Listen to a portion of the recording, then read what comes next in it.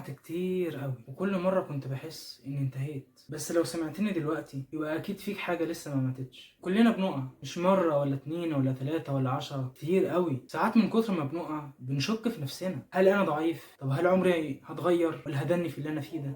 بس الحقيقة الناجح مش اللي عمره ما وقع، الناجح هو اللي بيقوم بعد كل مرة بيقع فيها، مش بيستسلم. مفيش حد بيكمل بيبقى طريقه مستقيم. الطريق الحقيقي مليان انحناءات وتعب وقعات كتير جدا جدا جدا واحباط، بس الاكيد اللي بيكمل هو اللي بيوصل. فلو وقعت يا صديقي العزيز قوم من تاني، ما تقلقش وما تحملش هم، وكمل واستمر لغايه باذن الله ما توصل. واخر حاجه استمر عشان ربنا معاك، فما تقلقش ولا تحمل هم ولا تحبط. وافتكر دايما ان اللي مطلوب منك انك تسعى بس، النتيجه مش مطالب بيها. ودي من رحمه ربنا سبحانه وتعالى بينا، ان هو بس طالب مننا ان احنا نسعى، اما النتيجه فبايده سبحانه وتعالى وبس. ما تنساش بقى تصلي على النبي عليه افضل الصلاه والسلام. الى اللقاء.